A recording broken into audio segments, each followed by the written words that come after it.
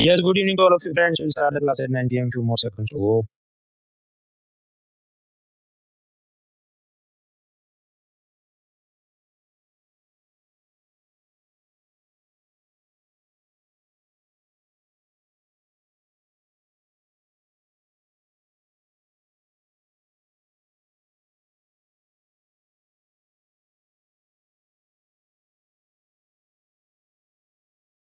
Ten more seconds.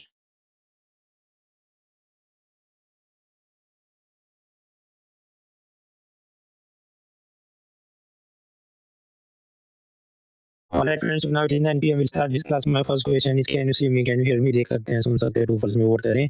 Amar Munish, Naveed, Mayank, Mukta, Saeed and others. The answer is just we move forward. 3% लोग बोले नहीं देख सकते. तो कीबोर्ड पे कंट्रोल या कंट्रोल शिफ्ट आर प्रेस करो. क्रोम ब्राउजर यूज करो. एड ऑन डिसेबल करो. इनकॉग्निटो मोड में लॉगिन करो. मोबाइल से देख रहे हैं. मेक श्योर इंटरनेट की स्पीड ठीक हो, देन इट शुड वर्क.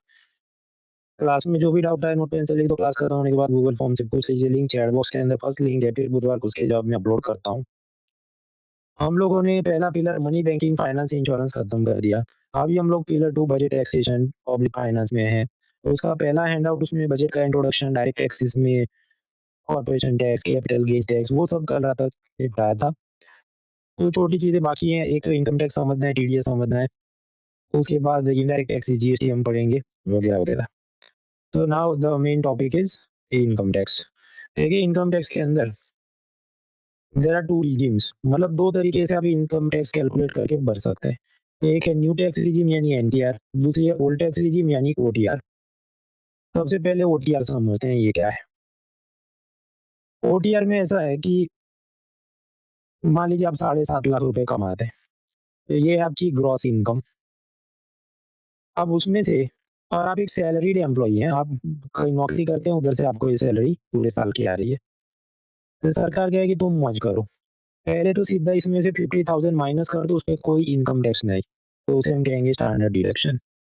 उसके बाद आप कितना इन्वेस्ट करते हैं, उस हिसाब से थोड़ा और आपको माइनस करने देंगे. या आप ये नेशनल पेंशन सिस्टम एनपीएस में 50,000 इन्वेस्ट कर दो, तो उतना माइनस करने देंगे. आप ये एलआईसी, इक्विटी लिंक्ड सेविंग्स की, मतलब म्यूचुअल फंड वगैरह, होम लोन आपने लिया, उसका ब्याज चुकाना है वगैरह, तो वो सब का आपको 1.5 लाख रुपए तक माइनस होगा. तो जब आप ये सब माइनस कर देंगे, तो आपकी टैक्सेबल इनकम मिलती है 5 लाख. तो समझिए आपको 5 लाख पे इनकम टैक्स भरना है, 7.5 लाख पे नहीं भरना है. तो that is old tax regime कि यहाँ पर आपको ऐसा सब ये एनपीएस, एलआईसी, ये सब इन्वेस्टमेंट पे वो लोग माफी देते हैं, ये उतना टैक्स कम भरना पड़ता है. आप कहेंगे तो फिर 5 लाख का एलआईसी ले लेते हैं भाई. एक लिमिट होती है. एटीएम में वो कहते हैं कैशबैक 100%, पर कहते हैं मैक्सिमम 10 रुपए तक. वो ऐसा सब बात है. एक हद से ज्यादा माइनस नहीं कर सकते. अब आपकी टैक्सेबल इनकम है 5 लाख. इस पे कितना इनकम टैक्स भरना है. जो ये ओल्ड टैक्स रिजीम है, उसमें 3 स्लैब है, 5, 20, 30. तो आपने बकेट लेने हैं चार, चार बाल्टियां लेनी है. तो उस पे स्टिकर चिपका दो 0%, 5%, 20%, 30%. और धीरे धीरे हर एक बकेट के अंदर आपको ये पैसा रखना है. आप कहे तो पहले बकेट में सारा 5 लाख रख देते हैं ना, कोई टैक्स नहीं भाई. ये बकेट में भी मैक्सिमम लिमिट होती है कि इसमें कितना आप ऐड कर सकते हैं. ये पहला बकेट है, इसमें आप मैक्सिमम 2.50 लाख, 2.5 लाख रुपए रख सकते हैं. तो उसमें कितना इनकम टैक्स है, ठीक है 0%. मतलब जो आपने 5 लाख टैक्सेबल इनकम है, उसमें पहले 2.5 लाख पर तो कोई इनकम टैक्स नहीं है. तो इतना रख दिया. अब जो बाकी बची रकम, वो आप सेकंड बकेट में रख सकते हैं. सेकंड बकेट की भी लिमिट है, मैक्सिमम 2.50 लाख रुपीज.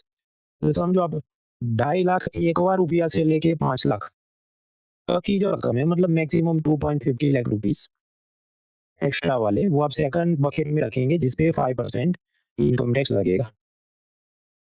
तो उसके ऊपर और आपके पास पैसा है, तो तीसरे बकेट में आप रखो 20% वाले में. उसमें मैक्सिमम 5 लाख रुपए आप रख सकते हैं. मतलब आपकी जो कमाई हो 10 लाख रुपए सपोज, तो 5 लाख 1 रुपी से लेके 10 लाख रुपीज तक का जो माल है, वो तीसरे में रखो.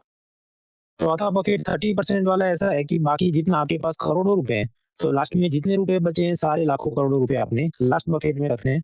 उस पे लगता है 30% इनकम टैक्स. तो दैट इज द स्लैब. इतना 5, 20, 30. और अगर आप 50 लाख रुपया उससे ऊपर कमाते हैं, तो मैक्सिमम टैक्स कितना है, 30% इनकम टैक्स. उस पे आपको सरचार्ज भरना पड़े, वो सब चीज आएंगी. अब ये जो मैंने आपको बताया स्लैब, ये किसके लिए? ऐसे इंडिविजुअल जिनकी उम्र 60 साल से कम है। 60 साल से 60 साल और उससे ऊपर लेकिन 80 से कम हो, तो उसको थोड़ी और छूट मिलती है कि पहला वो कहेंगे 3 लाख रुपए तक कोई इनकम टैक्स नहीं, फिर आपका स्लैब चालू होगा।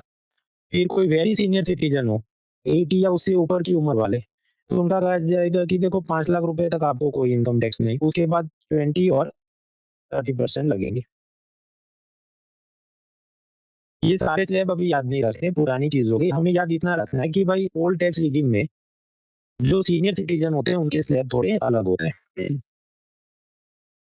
और ये सब लोग उनको हेल्थ और एजुकेशन सेस भी भरना पड़ेगा इनकम टैक्स के ऊपर 4%। वो सेस क्या था हम लोग लास्ट लेक्चर में देख चुके हैं। तो हम आते हैं अपने जेंटलमैन की तरफ, जिनकी इनकम कितनी थी? टैक्सेबल इनकम थी 5 लाख, जो सीनियर सिटीज़न नहीं थे। तो उन्होंने पहले बकेट में रखा 2.5 लाख रुपए, उसमें कोई इनकम टैक्स नहीं। प्लस दूसरे बकेट में भी 2.50 रखे, उस पे 5% इनकम टैक्स। तीसरे बजे बकेट में कुछ नहीं रखा क्योंकि उनके पास इतना पैसा नहीं। फोर्थ बकेट 30% वाले में भी कुछ नहीं रखा, उनके पास उतना पैसा नहीं। बस तो अभी आप ऐड करो। टैक्सेबल इनकम 5 लाख है, तो पहले 2.50 लाख पे कुछ नहीं, उसके बाद वाले 2.50 लाख पे 5.5% इनकम टैक्स, तो कितना लग गया? 12,500, 12,500। फिर ये 20-30% वाला उतना तो कमाता भी नहीं उसकी बाल्टी में रख सके। So this gentleman has to pay 12,500 rupee as income tax. 12,500 income tax भरना पड़ेगा। लेकिन 2019 के इंटरिम बजट में कहा देखो तुम मौज करो, ये तुम्हें भरना कितना है? 12,500 टैक्स भरना है, तो हम तुम्हें उतना ही रिबेट या कैशबैक दे देंगे। तो यू हैव टू पे 12,500 एज इनकम टैक्स। सरकार के सामने हम तुमको इतना कैशबैक देंगे प्लस माइनस जीरो, तो आपको भरना कुछ नहीं है, जवाब है जीरो। तो 5 लाख रुपए तक कोई इनकम टैक्स नहीं। तो अभी आप समझो, इनकम टैक्स जीरो हो गया आपका, उस पे सरचार्ज कितना लगे? मान लो 20% भी सरचार्ज लगे, तो जीरो के ऊपर 20% जीरो ही होगा ना। उस पे 4% हेल्थ एजुकेशन सेस लगे, और 0% का 4% भी तो जीरो ही होगा ना। तो अल्टीमेटली भरना कितना है? जीरो, कुछ नहीं भरना है। तो ये जो ओल्ड टैक्स रिजीम है उसमें आपको रिबेट मिलता है 12,500 रुपए तक।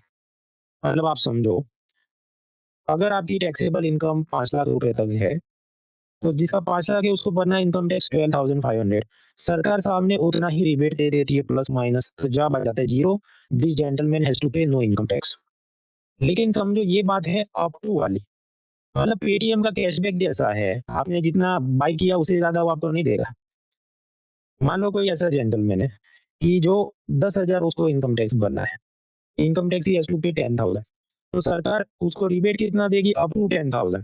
फिर ऐसा नहीं कि तुमको भी 12,500 मिलेगा, यानी तुम्हें 2,500 वापस दे दे। आपको लगता है सरकार किसी को पैसा वापस करे, वो भी इनकम टैक्स भरने वाले मिडिल क्लास को? नो।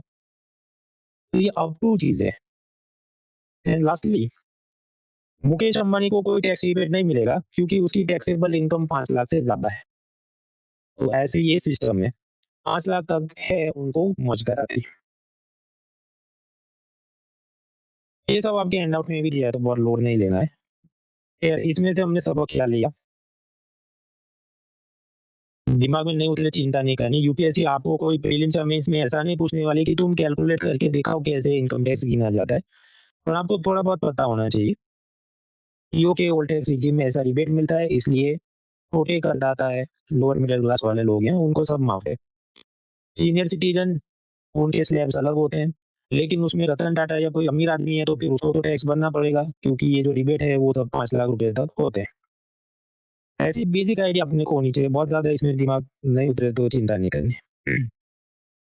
लेकिन आप समझो यहाँ पर हो क्या रहा है कि मुझे अब किसी चार्टर्ड अकाउंटेंट को रखना पड़ेगा कि मैं 7.5 लाख रुपए कमा रहा हूँ, तो अब मुझे कैसे टैक्स बचाऊं? वो कह रहा था स्टैंडर्ड डिडक्शन इतना है, तुम एनपीएस में इतना लगाओ, तुम एलआईसी में इतना लगाओ, और उसके आपको फॉर्म भरने पड़ेंगे, सब क्लेम करना पड़ेगा। तो इट इज अ हेडेक। तो सरकार ने कहा देखो तुम ये सब चिंता छोड़ो, 2020 बजट से कहा कि ये सब डिडक्शन एनपीएस एलआईसी तुम्हारी श्रद्धा है तो तुम इन्वेस्ट करो, नहीं करना है मत करो, हम तुम्हें फिर भी टैक्स के मजे देंगे। ऐसी नई सिस्टम लाते हैं, उसे कहते हैं new tax regime. So now the next topic is new tax regime. मतलब ओल्ड टैक्स रिजीम में बेसिकली बात क्या थी, LIC, NPS, public provident fund वगैरह में आप जब पैसा इन्वेस्ट करते थे, तो आपका थोड़ा टैक्सेबल इनकम मतलब कम हो जाता था, आपको मजा आता था। न्यू टैक्स रिजीम में ऐसा कुछ है नहीं, आपने एलआईसी में इन्वेस्ट किया नहीं किया, आपकी श्रद्धा है, you will still get the benefits. वो कैसे अभी हम समझते हैं। न्यू टैक्स रिजीम ऐसा है, मान लो मैं कमा रहा हूँ 12,000, माफ ये 12,75,000, 12,75,000। तो सरकार कह देखो मौज करो, इसमें से 75,000 सीधे माइनस कर दो। तो फिर जो उसे हम कहते हैं स्टैंडर्ड डिडक्शन, तो आपकी टैक्सेबल इनकम क्या हो गई, 12 लाख रुपए। 12 लाख रुपए। अब ये जो न्यू टैक्स रिजीम है, उसमें ऐसा है कि एक बाल्टी है 0%, 5%, 10%, 15%, और भी है 20, 25, 30। सारी बाल्टियां मैंने नहीं रखी वरना स्लाइड कंजेस्टेड हो जाएगी, तो उसको हम बाद में देखते हैं। अभी के लिए समझो आप कुछ बाल्टियां हैं, देयर आर सम बकेट्स। अब यहाँ पर बकेट की फिलिंग कैपेसिटी थोड़ी अलग है। हर बकेट में आप मैक्सिमम 4 लाख रुपए रख सकते हैं। तो समझो मेरे पास कितने 12 लाख रुपए टैक्सेबल इनकम है, और मैं हर एक बकेट में 4 लाख रख सकता हूँ। तो क्या होगा, 4 × 3 = 12। तो पहले बकेट में 4 लाख रखता हूँ, दूसरे बकेट में 4 लाख, तीसरे में 4 लाख, चौथे बकेट में रखने की नौबत नहीं आएगी, इतना मेरे पास पैसा ही नहीं है। नाउ व्हाट विल हैपन, ये जो फर्स्ट बकेट है जिसमें मैंने 4 लाख रखे, उस पे 0% इनकम टैक्स, तो कोई टैक्स नहीं। दूसरा बकेट उसमें मैंने 4 लाख रखे, उस पे 5% टैक्स, तो कितना होगा, 4 लाख का 5%, 20,000। तीसरा बकेट मैंने रखा, उसमें 10% इनकम टैक्स, और उसमें भी मैक्सिमम भर सकते हैं 4 लाख रुपीज। तो 1 लाख का 10% होगा कितना, 10,000। तो 4 लाख का 10% कितना होगा, 40,000। पांचवी बकेट तो मतलब ज्यादा पहुंचने की जरूरत नहीं पड़ी, इतना मेरे पास पैसा भी नहीं। बस तो अभी इनकम टैक्स कितना भरना है यहाँ पर, 0 + 20 + 40 मतलब कितना, 60,000 मुझे इनकम टैक्स भरना है। 60,000 भरना है। अब आप कहे भाई तुम कल तो बोल रहे थे कि कोई टैक्स नहीं 12 लाख रुपए तक, यू आर राइट। क्योंकि समझो न्यू टैक्स रिजीम में मेरी टैक्स लायबिलिटी कितनी है, मुझे 60,000 भरने। सरकार कहेगी मौज करो, तुम्हें उतना अप टू टैक्स रिबेट दे दिया, तो -60,000 हो जाएगा, तो नेट टैक्स लायबिलिटी कितनी, 0। मतलब 12 लाख तक कोई इनकम टैक्स नहीं भरना है। इन रियलिटी 12 लाख भी नहीं, उससे भी ज्यादा, 12,75,000 तक कोई इनकम टैक्स नहीं। क्योंकि आप याद करो, मेरी ग्रॉस इनकम कितनी थी, 12,75,000, उसमें पहले 75,000 तो उन्होंने ऐसे ही माइनस करा दी, तो टैक्सेबल इनकम हुई 12 लाख, और उस पे 0। तो यानी 12,75,000 तक तो कोई इनकम टैक्स नहीं है। That is new tax regime. अब आप समझो, ये जो रिबेट के मजे मिले कि 12 लाख तक कोई इनकम टैक्स नहीं, दैट इज ट्रू। पर अगर मेरी टैक्सेबल इनकम 16 लाख रुपए होती, तो फिर ये सब मजे नहीं मिलते, तो फिर मुझे टैक्स भरना पड़ेगा करीब 1,20,000 रुपए, क्योंकि तब रिबेट नहीं मिलेगा। तो समझो रिबेट सबको नहीं मिलता, आप ज्यादा कमाते हैं तो कोई रिबेट नहीं। अब ये जो न्यू टैक्स रिजीम मैंने आपको अभी बताई कि 12 लाख तक कोई टैक्स नहीं है, 2025 के स्लैब क्या है, ये 4 लाख तक कुछ नहीं, फिर 4 लाख से 8 लाख तक 5, 20, 5 10, 15, 20, 25, 30। ये 2025 के स्लैब्स हैं। पिछले साल मतलब 2024 में स्लैब थोड़े अलग थे। उस वक्त 3-3 लाख के कुछ, पहला बकेट 3 लाख का था, दूसरे में कुछ 4 लाख रख सको, तीसरे में 3, वो सब खिचड़ी था। और उसमें ऐसा बन रहा था कि 7 लाख रुपए तक आपको कोई टैक्स भरना नहीं था, क्योंकि तब तक आपको रिबेट मिल जाती थी। तो दैट इज 2024 का स्लैब थोड़े अलग थे न्यू टैक्स रिजीम के। उस पे बहुत लोड नहीं लेना, अभी नया याद रखना है ये वाला। और मैक्सिमम ये भी याद रखना है कि पहले 7 लाख तक टैक्स नहीं था, अभी बढ़ा के 12 लाख तक टैक्स नहीं है। उसके मुकाबले जो ओल्ड टैक्स रिजीम है, उसके स्लैब के है 5, 20, 30। और उसमें हमने समझा कि सीनियर सिटीजन के स्लैब थोड़े अलग है, और आप 5 लाख रुपए तक कमाते हैं तो आपको रिबेट मिल जाता है। तो ओल्ड टैक्स रिजीम में 5 लाख रुपए तक कोई टैक्स नहीं है आपका। गिव 30 सेकंड, थोड़ा दिमाग में उतारो।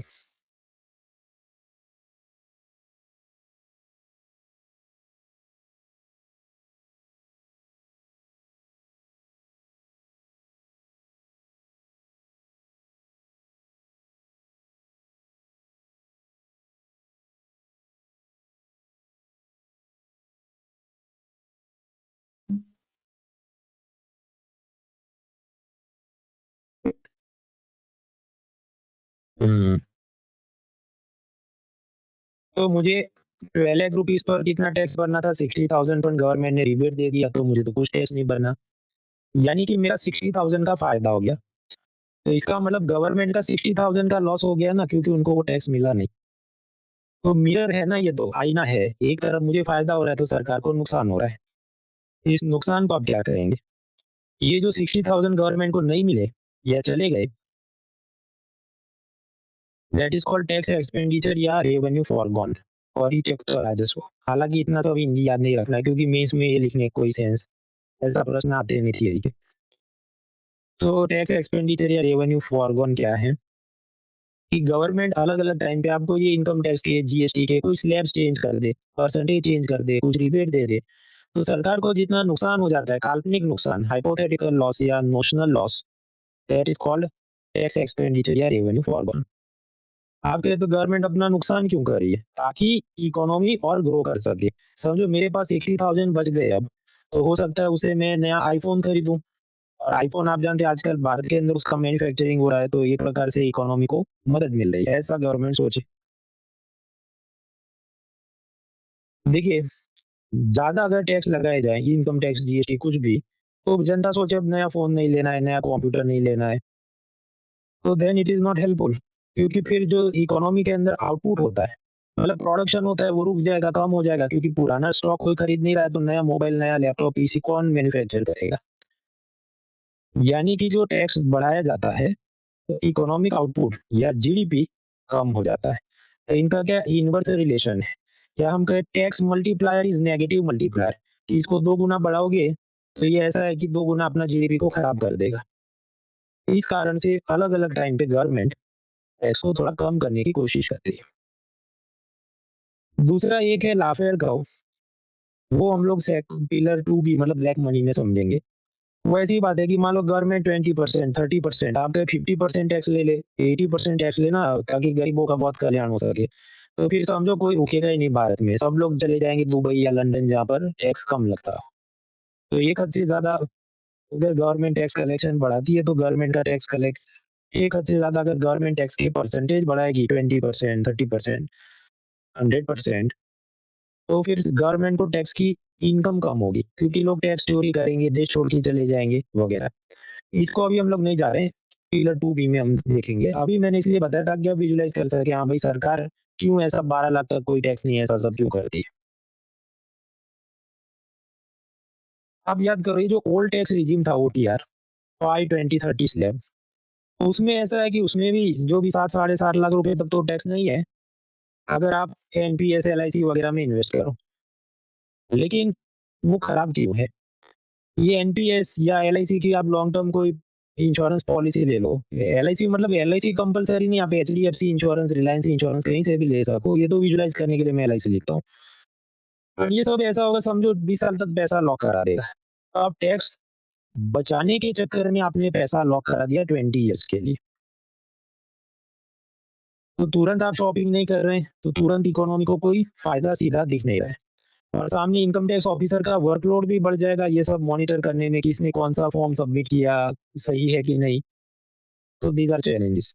उसके मुकाबले जो न्यू टैक्स रेजिम है 5, 10, 15, 20 वगैरह, उसमें क्या है आपको इनकम टैक्स बचाने के लिए एनपीएस, एलआईसी वगैरह में इन्वेस्ट करना कंपल्सरी नहीं है। आपकी श्रद्धा है करो, नहीं करना है मत करो, कोई फ़र्क नहीं पड़ता। आपको फिर भी 12 लाख तक कोई इनकम टैक्स नहीं है। इससे होगा ये पब्लिक दे दनादन शॉपिंग करेगी। शॉपिंग करेगी तो डिमांड बढ़ेगी, तो प्रोडक्शन बढ़ेगा, तो जॉब्स क्रिएट होंगे, जीडीपी बढ़ेगा। ये सब सरकार की सोच रहती है। तो दिस इज़ द रैशनले या justification for introducing new tax regime. अब दोनों प्रेजेंटली तो चल रही है, ओल्ड टैक्स रेजिम भी चल रहा है, न्यू टैक्स रेजिम भी चल रहा है।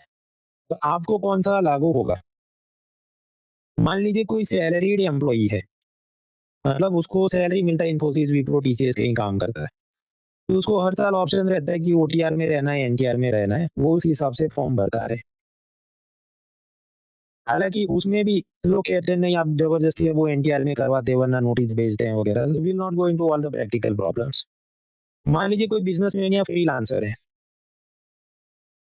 टिकटॉक बनाता है, यूट्यूब बनाता है, तो उसको सिर्फ वन टाइम ऑप्शन दिया जाएगा कि तुम या तो एनटीआर में रहो या ओटीआर में रहो। तुम फिर हर साल चेंज नहीं कर सकते। आप यू टर्न नहीं ले सकते, एक बार में नक्की करो। मान लो कोई ऐसा है कि वो 21 ईयर्स या उसको फर्स्ट टाइम जॉब लगा, अब तक वो इनकम टैक्स नहीं भरता था, इस साल पहली बार भरना है। तो अगर वो कुछ भी ध्यान नहीं रखेगा तो बाय डिफ़ॉल्ट उसको एनटीआर मतलब न्यू टैक्स रेजिम का ही टैक्स पेयर माना जाएगा। इसलिए कहा जाता है NTR is the default system. मतलब समझो कोई नया लड़का है, लड़की, उसका कॉलेज खत्म हो गया, कहीं जॉब कर रहा है, कर रही है। वो अगर फॉर्म में टिक नहीं करे तो बाय डिफ़ॉल्ट माना जाएगा कि तुम्हें न्यू टैक्स रेजिम के हिसाब से ही भरना है।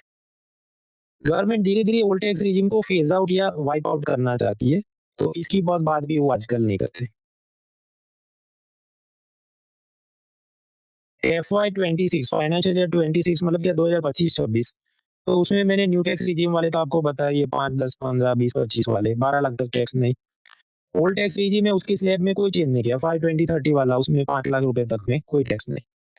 सरकार धीरे-धीरे ओटीआर मतलब ओल्ड टैक्स रेजिम को खत्म करना चाहती है, तो आजकल उसकी वो बहुत बात भी नहीं करते।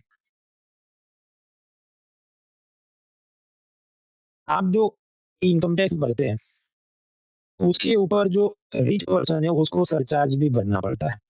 मतलब जो 50 लाख से 1 करोड़ तक कमा रहा है तो उसने इनकम टैक्स तो भरना ही है, कितना मैक्सिमम स्लैब में आएगा वो 30%।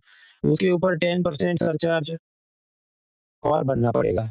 फिर वो ओल्ड टैक्स रिजिम और न्यू टैक्स रिजिम में सरचार्ज के रेट अलग होते हैं जो हमें याद नहीं करने हैं। Sufficient to know rich people have to pay income tax, yes, and on the income tax they also have to pay surcharge.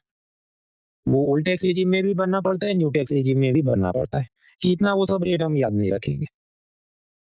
तो इनकम टैक्स तो चढ़ेगा, उसके ऊपर सरचार्ज चढ़ेगा, फिर इनकम टैक्स और सरचार्ज दोनों के ऊपर हेल्थ और एजुकेशन सेस भी चढ़ेगा। वो क्या था कल रात हमने देख लिया था। तो फिर इफेक्टिवली आप कितना टैक्स भरते हैं? ओल्ड टैक्स रिजिम आप याद करो, उसमें मैक्सिमम स्लैब क्या है 30%। लेकिन अब अमीर आदमी है, करोड़पति है, तो आप 30 नहीं उससे ज्यादा भरे, क्योंकि आपने ये 30% टैक्स के ऊपर बहुत करोड़ रुपए हैं, तो सरचार्ज भी 37% भरना पड़े, मतलब 30% का 37% मतलब और 11%। फिर हेल्थ एजुकेशन सेस भरना पड़े इस 30% पे और इस 11% पे, तो वो 1 टका और चढ़े, मतलब इफेक्टिवली हम 42% tax, income tax plus cess plus surcharge करोड़पति ने भरना पड़ेगा ओल्ड टैक्स रिजीम में। ये जो न्यू टैक्स रिजीम है उसमें थोड़ा कम सरचार्ज है, तो वो साढ़े मतलब वो बेसिकली 39 के आसपास आता है। ये नंबर भी हमें याद नहीं रखने। कुछ बार न्यूज़पेपर कॉलमनिस्ट ऐसा लिखते हैं कि भारत में effective tax on super rich is very high, Dubai और लंदन में बहुत कम है। फिर वो ये नंबर बताएंगे 42% है, 39% है। आप कहें तुमने तो बोला था 30% है, ये तो 39 बोल रहा है, तो ये कहाँ से लेके आए? तो ये समझो बेसिकली आपको सरचार्ज और सेस ऐड करके फाइनली रिच पर्सन कितना टैक्स भरता है उसकी बात। अब इस कारण से आप सोचो, सपोज यू आर करोड़पति Bollywood star, 42 is a big amount, मतलब वो ऐसा है आप 100 करोड़ कमा रहे हैं तो कितना 42 करोड़ सरकार को देना है, तो आपके पास कितना बचे 8, 5, 58, मतलब लगभग आधा ही आपका हाथ में रहे। तो मैं भारत की नागरिकता छोड़ दूं, ब्रिटेन का, दुबई का, कनाडा का सिटीजन बन जाऊं जहाँ कम टैक्स लगता है, मेक सेंस? तो उसके बारे में हम लोग अगले हफ्ते देखेंगे। तो हमने देखा income tax basic idea is enough, और इसमें लोड लेना नहीं, we are not here for chartered accountant exam. अब छोटे-छोटे इसके कांसेप्ट समझने।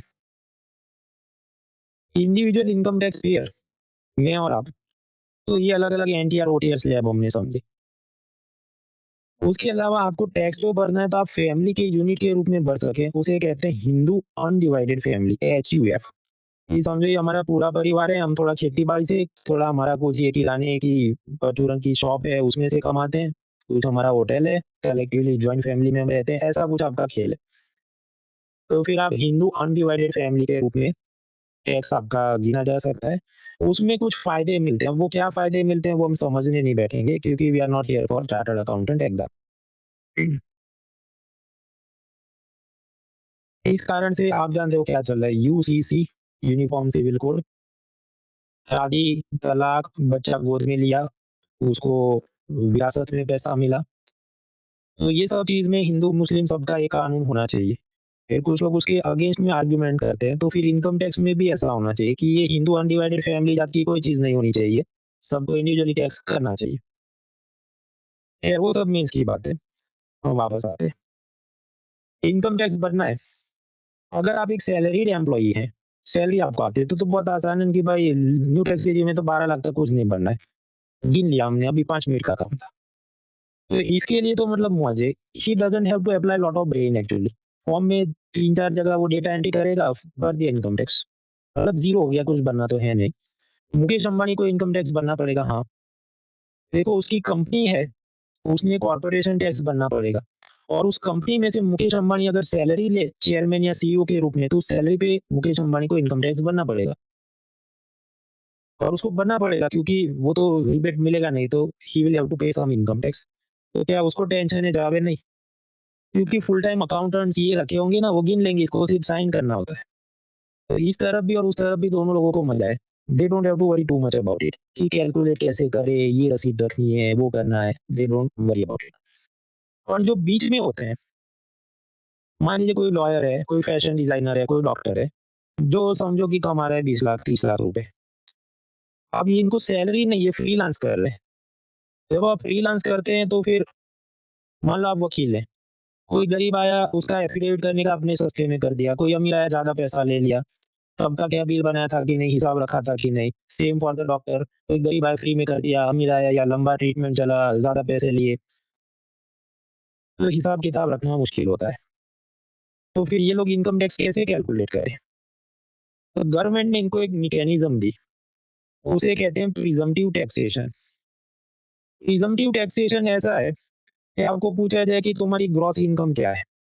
डॉक्टर के जो भी 100 रुपए में कमाता हूँ, हालांकि 100 रुपए उसका पूरे पे टैक्स नहीं लगेगा क्योंकि उसने स्टाफ को सैलरी देनी है, जो दवाई लाया उसका खर्चा है, लाइट बिल है वगैरह।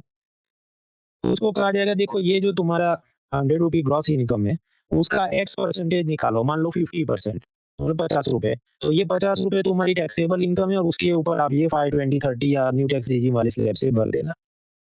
वो कैसे काम करता है, विल नॉट वेस्ट टाइम। हमें बस इतना याद रखना है कि जो प्रिजम्पटिव टैक्सेशन है वो किसके लिए? ऐसे फ्रीलांस लोगों के लिए जो अपनी पूरी एकदम कंपनी टाइप की बैलेंस शीट मेंटेन नहीं कर सकते और कितना असल में उनका प्रॉफिट है वो कैलकुलेट करके दिखा नहीं सकते। तो उनको कहा जाता है चलो कितना कमा लिया, सपोज 100 रुपी, अच्छा तो उसका एक्स परसेंटेज निकालो, सपोज 50, बस उसके ऊपर आप इनकम टैक्स भर देना। तो HUF is done, presumptive taxation done, third is advance tax. आप जानते कंसोलिडेटेड फंड ऑफ इंडिया है, उसमें टैक्स पेयर का पैसा आता है। फिर यहाँ से ये सब गवर्नमेंट ऑफिसर की सैलरी जाएगी, नया उनका जीप कार लिया जाएगा, फिर ये प्रधानमंत्री जन आरोग्य योजना 5 लाख का हेल्थ इंश्योरेंस वगैरह खर्चे होंगे। आप कहे तो ये सब तिजोरी में से पैसा आता है कंसोलिडेटेड फंड में से, यू आर राइट। और ये जो वाटर टैंक है, पानी की टंकी है, इसमें टैक्स पेयर का पैसा भी तो आते रहना चाहिए ना। मान लीजिए 2025 का जो बजट है, तो उसके ये जो स्लैब्स है वो कब से लागू होंगे? 1 अप्रैल 2025 से लेके 31 मार्च 2026 तक। अब मुकेश अंबानी ये कहे कि मुझे जो भी इनकम टैक्स और कॉर्पोरेशन टैक्स भरना है, वो तो मैं अगले साल 31 मार्च 2026 रात को 11:59 पे मैं डिपॉजिट करूंगा, क्योंकि तब तक मैं अपने पास रखूं।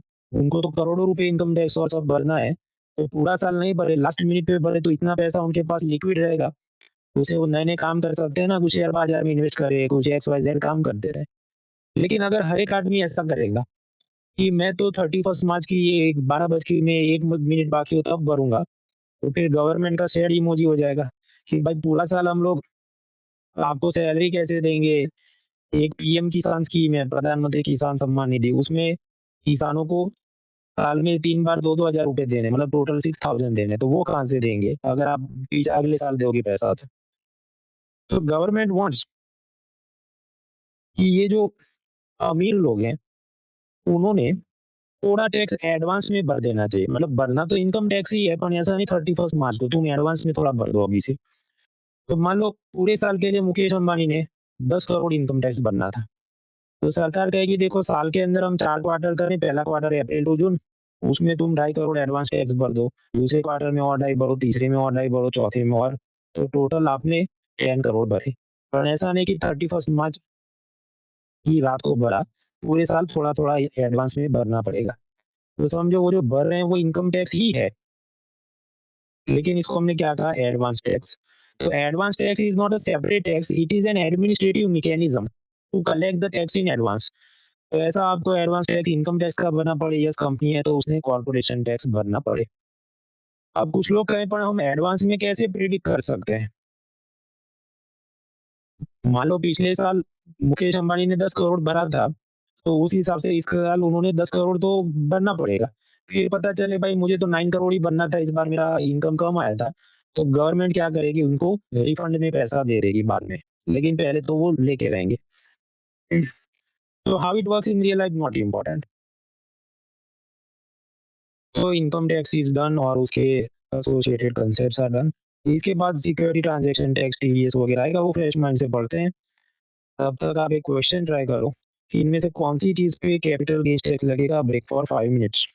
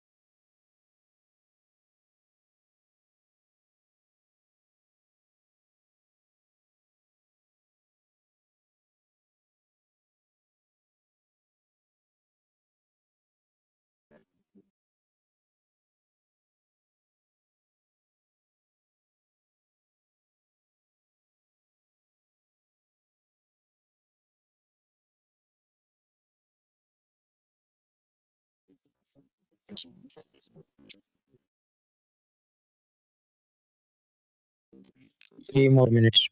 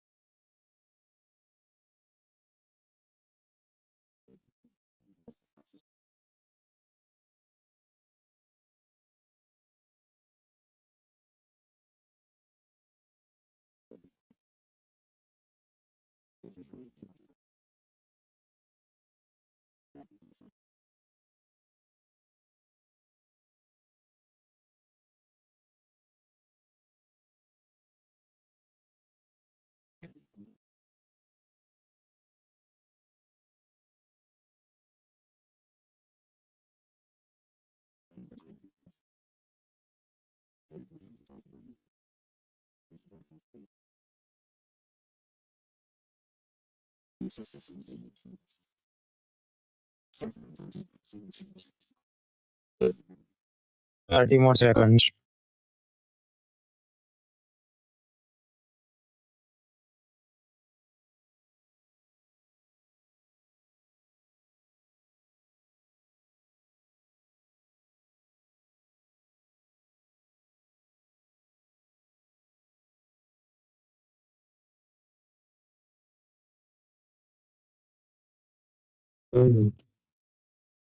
हाँ, तो मित्र आपको क्या लगता है कौन सी चीज में कैपिटल गेन ले सकता है? Voting line and timer starts in 3 2 1 start.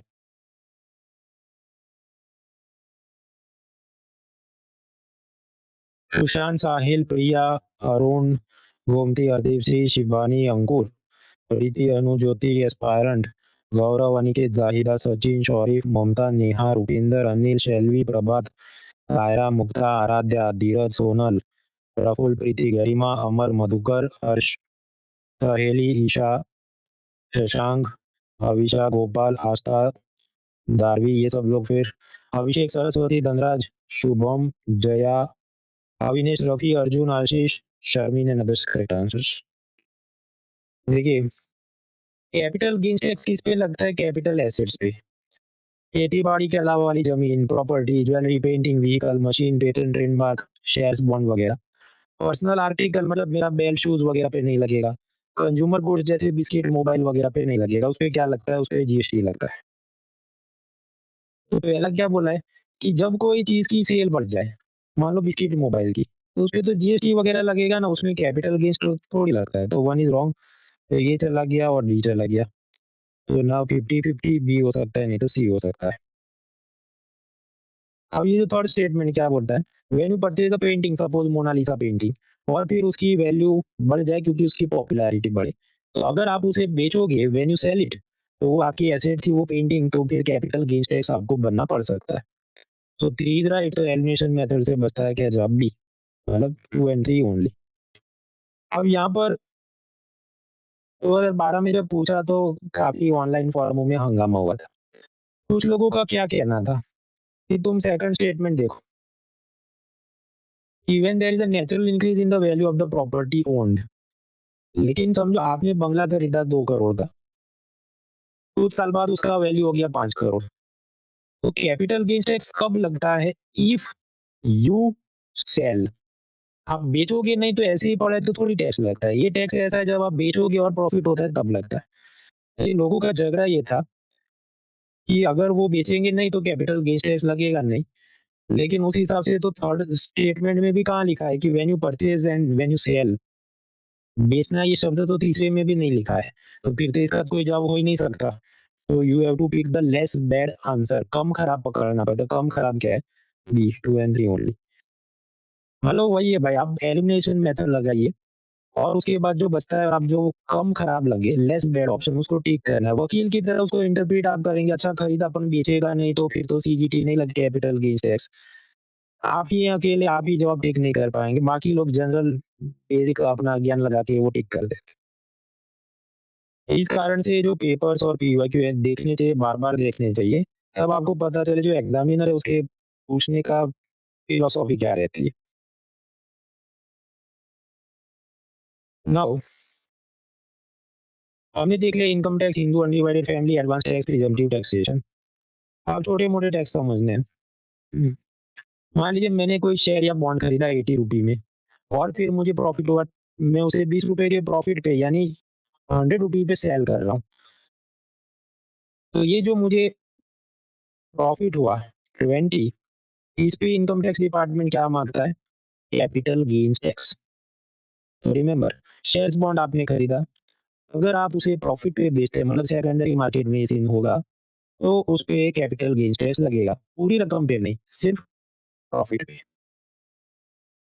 अब मुझसे ये बायर ने, ये गिटार बजाने वाले ने शेयर्स खरीद लिए। अब जो शेयर्स हैं तो उसपे उसे डिविडेंड मिलेगा कंपनी से। बॉन्ड खरीदे होंगे तो बॉन्ड पे उसको इंटरेस्ट मिलेगा। अब याद करो, कल हमने देखा डिविडेंड डिस्ट्रीब्यूशन टैक्स तो डिलीट हो गया। तो अभी जो भी आप डिविडेंड कमा रहे हैं या इंटरेस्ट कमा रहे हैं शेयर्स या बॉन्ड में से, वो आपकी टैक्सेबल इनकम में गिना जाएगा। और फिर उस पे आपको भरना पड़ेगा इनकम टैक्स।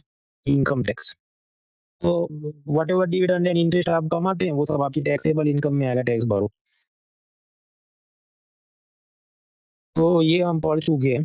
ये बात टेबल के रूप में दी है, लेकिन टेबल पढ़ोगे तो उल्टा और कंफ्यूज हो जाओगे। उससे आसान ये वाला ग्राफिक्स है, ये आपके हैंडआउट में भी दिया है। अब आगे बढ़ते हैं। इसमें मान लो 80 रुपी मेरा कॉस्ट प्राइस था, 20 प्रॉफिट पे मैं बेच रहा हूँ, तो 100 रुपी सेलिंग प्राइस है। 20 प्रॉफिट पे तो मांग लिया कैपिटल गेन्स टैक्स, लेकिन ये जो 100 सेलिंग प्राइस है, इस पे इनकम टैक्स डिपार्टमेंट एक और टैक्स मांगता है, सिक्योरिटीज ट्रांजैक्शन टैक्स, एसटीटी।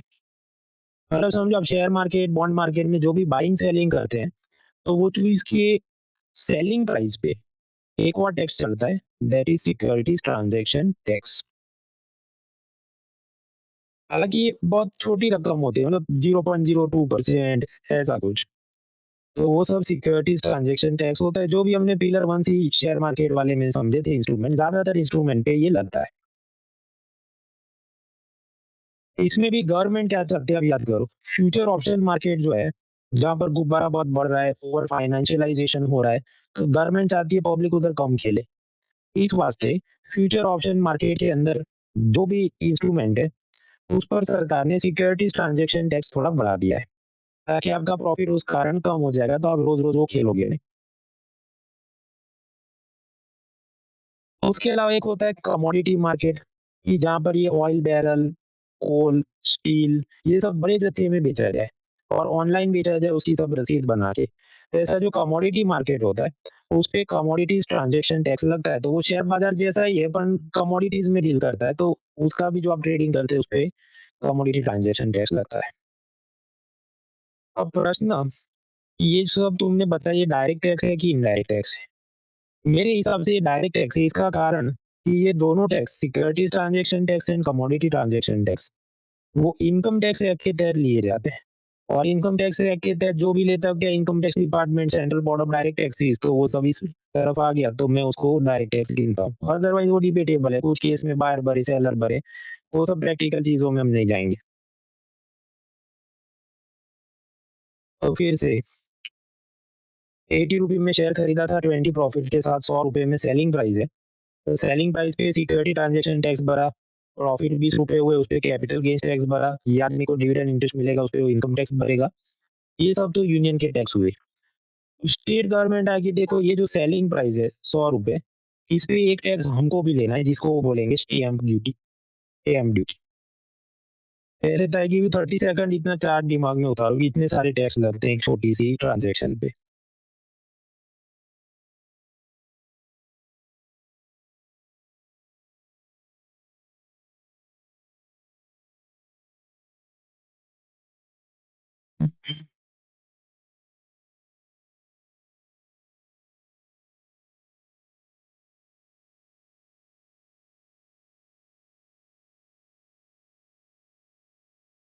ये भी कम ही लगते हैं मेरे हिसाब से, तो और 25-30 और टैक्स लगा दो भाई, किसी को जिंदा ही मत छोड़ो, इतने टैक्स ले लो।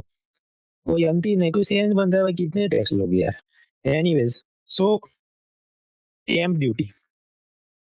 स्टैम्प ड्यूटी क्या है, कि जब शेयर्स, बॉन्ड्स, आप कुछ भी बाय सेल करते हैं, तो यूनियन गवर्नमेंट ने तो मांग लिया सिक्योरिटी ट्रांजैक्शन टैक्स। अगर आपको प्रॉफिट हो गया, उस पर कैपिटल गेन्स टैक्स मांग लिया। और स्टेट गवर्नमेंट है, हमको भी एक चीज चाहिए, स्टैम्प ड्यूटी। ये स्टैम्प ड्यूटी कब लगती है, जब भी आप शेयर, बॉन्ड्स, फाइनेंशियल सिक्योरिटी ये सब करते हैं। जब आपको इमूवेबल प्रॉपर्टी, मतलब बिल्डिंग, बंगला, ये सब खरीदते, बेचते, रेंट पे चढ़ाते हैं, लीगल अग्रीमेंट पे, मान लो आप दो जने मिलकर रेस्टोरेंट खोल रहे हैं, उसका आप लीगल अग्रीमेंट बनाएंगे, किराएदार आपका रेंट अग्रीमेंट बनाएगा। तो ये सब चीजों में डजंट मैटर प्रॉफिट हो रहा है या लॉस, सेलिंग प्राइस क्या है, उसका कुछ परसेंटेज के रूप में वो लोग स्टैम्प ड्यूटी चार्ज करते हैं। अब शेयर्स और बॉन्ड्स तो मित्रों ऐसी चीज है, आजकल आप जानते हैं पूरा डिजिटल ट्रांजैक्शन ऑनलाइन होता है, तो प्रतिदिन कितने सारे लोग कितने शेयर्स, बॉन्ड खरीदते बेचते होंगे। तो ये एक एक स्टेट गवर्नमेंट कहाँ ढूंढती फिरेगी किसने क्या किया। तो ये सबको असल में यूनियन गवर्नमेंट स्टैम्प ड्यूटी भी कलेक्ट करता है। तो remember, union collects the stamp duty on behalf of the state governments, क्योंकि सब ऑनलाइन चल रहा है, तो ऊपर से भी देख रहा है, इनकम टैक्स डिपार्टमेंट देख रहा है, तो वही लोग स्टैम्प ड्यूटी भी ले लेते हैं। जब भी ये ट्रांज़ैक्शन होते हैं शेयर्स बॉन्ड के। प्रश्न तो फिर कौन-सी राज्य सरकार को, कौन-सी स्टेट गवर्नमेंट को मिलेगा? बिहार को मिलेगा, यूपी को मिलेगा, वो डिपेंड करता है कि शेयर या बॉन्ड खरीदने वाला कौन से राज्य का है। What is the domicile of the buyer? मतलब बायर अगर यूपी का है तो यूपी स्टेट को स्टैम्प ड्यूटी मिलेगा, अगर वो बिहार का है तो बिहार स्टेट को स्टैम्प ड्यूटी मिलेगा। वो यूनियन गवर्नमेंट उस स्टेट के खाते में ट्रांसफर कर देगा स्टैम्प ड्यूटी।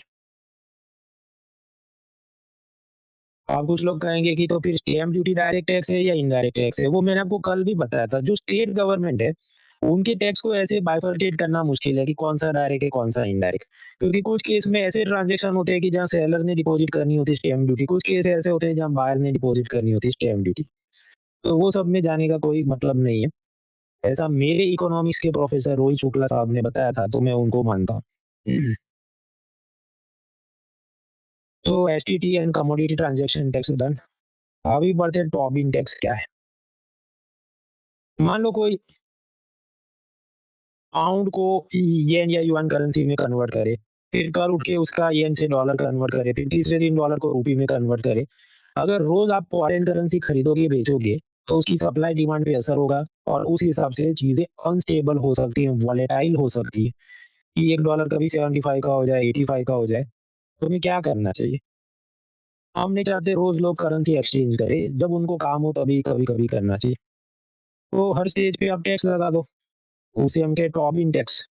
कि करेंसी एक्सचेंज जब भी किया जाए उस पे एक टैक्स लगाया जाए, ताकि अपने आप आदमी को सच में ज़रूरत है तो कन्वर्ट करे, वरना फालतू में रोज़ वो उठ के कन्वर्ट ना करे।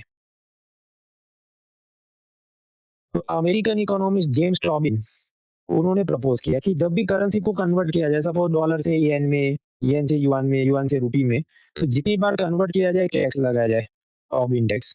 इसके 2 फ़ायदे हैं। पहला, एक्सचेंज रेट में अस्थिरता कम हो जाएगी, क्योंकि रोज़ आप अदला-बदली नहीं करेंगे तो प्राइस में बहुत ऊपर-नीचे नहीं होगा कि डॉलर 75 का हो तो 76 के आस-पास ही जाए, ऐसा नहीं रोज़ उठ के यही कर रहे थे 85 हो गया। और उसके कारण दूसरा फ़ायदा है, शेयर मार्केट में अस्थिरता भी कम होगी, क्योंकि आप जानते हैं भारत का शेयर बाज़ार गिरने का एक बड़ा कारण क्या है? ये एफपीआई फॉरेन पोर्टफोलियो इन्वेस्टमेंट वाले रोज़ उठ के निकाल लेते हैं, आप अखबार देखो, इस महीने 20,000 करोड़ निकाल दिया, उस महीने 80,000 करोड़ निकाल दिया, तो भाई ठहर के बैठना एक जगह पे। उसको कैसे हम ठहर के बिठा सकते हैं कि भाई टैक्स लगेगा बराबर।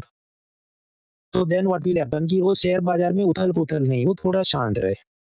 तो ये उसका ऑब्जेक्टिव था, रॉबिन टैक्स, जिसको रॉबिन हुड टैक्स भी कहा गया।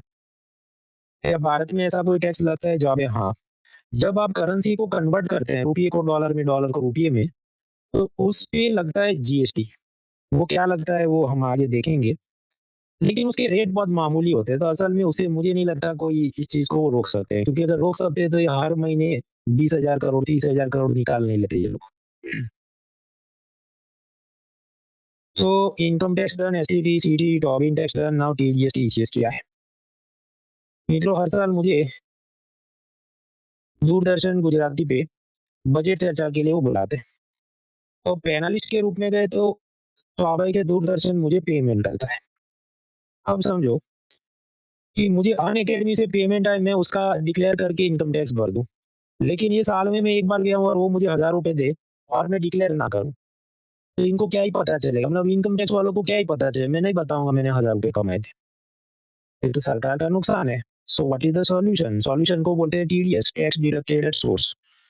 तो ऐसा है कि अगर इन्होंने ₹1000 मुझे पे करने हैं, तो उसपे 10% टीडीएस लगेगा। यानी 1000 का 10 क्या होगा? ₹100। तो ये डीडी गिरनार चैनल ₹100 सीधा इनकम टैक्स डिपार्टमेंट को जमा कर देगा कि एक पैनलिस्ट आया था मोनाल पटेल, ये इसका पान कार्ड नंबर है और इसका हमने पैसा काट के आपको दिया, इनकम टैक्स डिपार्टमेंट को। और फिर बाकी के ₹900 दूरदर्शन मुझे पे करेगा। तो अब मैं फँस गया। एक तो मेरे ₹100 कट हो गए, तो क्लेम करने के लिए मुझे इनकम टैक्स रिटर्न फॉर्म भरना पड़ेगा। अगर मैं नहीं भरूँगा तो ऑलरेडी मेरा पान कार्ड नंबर इन लोगों ने उधर बता दिया इनकम टैक्स वालों को, तो फिर मेरे पे रेड हो सकती है। तो अपने आप मैं लाइन पे आ जाऊँगा और डिक्लेयर कर दूँगा कि हाँ भाई, मेरा इतना इनकम है और ये मैं टैक्स भर रहा हूँ। तो that is called TDS. Black money tax evasion, इससे लड़ने की एक मैकेनिज़्म है। अब आप याद करो, ब्रेक पे जाने से पहले मैंने आपको बताया कि अगर मैं 12 लाख रुपए तक कमा रहा हूँ, तो फिर तो इनकम टैक्स भरना नहीं है। लेकिन ये दूरदर्शन वालों ने तो फिर भी मेरे 100 रुपए टीडीएस में कट करके जमा कर दिए। तो क्या होगा? कुछ नहीं, इनकम टैक्स वाले रिफंड कर देंगे कि भाई तुम बहुत गरीब हो तो तुम मौज करो, ये 100 रुपए तुम्हारे वापस, क्योंकि तुम टैक्स ब्रैकेट में तो नहीं आओगे, तुम तो 12 लाख वाले हो। तो then I will get full refund. तो टैक्स रिफंड या इनकम टैक्स रिफंड क्या होता है? जब आपका टीडीएस कट गया और असल में आपको भरना नहीं था तो वापस कर देते हैं और ब्याज के साथ वापस करते हैं, तो ऐसा भी नहीं कि नुकसान है। बट सपोज मेरी अगर टैक्सेबल इनकम 16 लाख रुपीस होती तो फिर तो रिबेट मिलना नहीं था, फिर मुझे 1,20,000 रुपए इनकम टैक्स भरना था। उस केस में क्या होगा कि समझो मेरा ऑलरेडी 100 रुपए तो डिपॉजिट हो चुका है टैक्स में टीडीएस के नाम पे। तो फिर मुझे 1,20,000 में तो बनने थे, पर 100 ऑलरेडी डिपॉजिट हो गए, तो बाकी की जो रकम है उतना ही मृणाल ने इनकम टैक्स डिपार्टमेंट को देना होगा। तो समझो ये टीडीएस जो है वो आपकी इनकम टैक्स के साथ एडजस्ट हो जाता है। वो मतलब पेटीएम का कैशबैक जैसा इधर-उधर सेटल होते रहता है।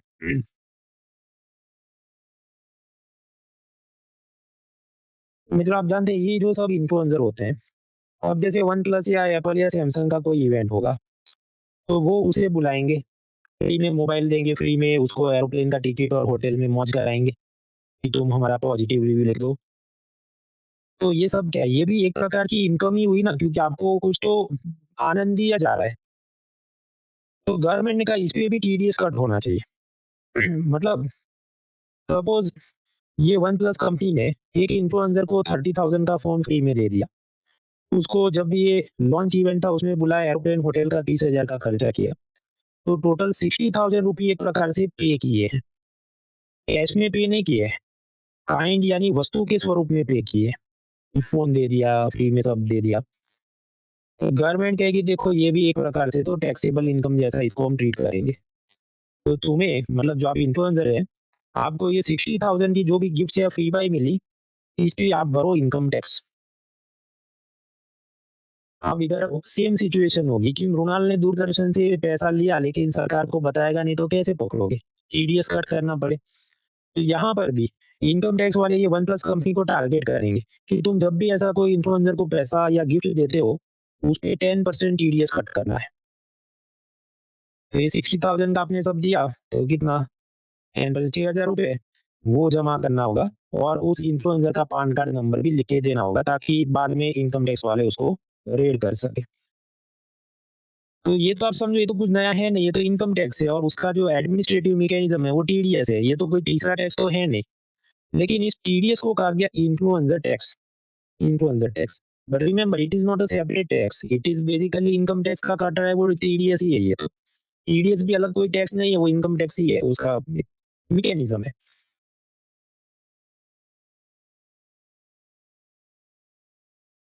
अनंत अंबानी की शादी में रिहाना को 50 लाख या करोड़ रुपए देकर बुलाया जाए कि तुम नाच गान करो और फिर वो रिहाना इनकम टैक्स नहीं भरे तो आपके वो तो यूएस सिटीजन होगी तो भारत में क्यों इनकम टैक्स भरे? भाई उसने कमाया भारत में तो फिर तो टैक्स भरना पड़ता है भारत में।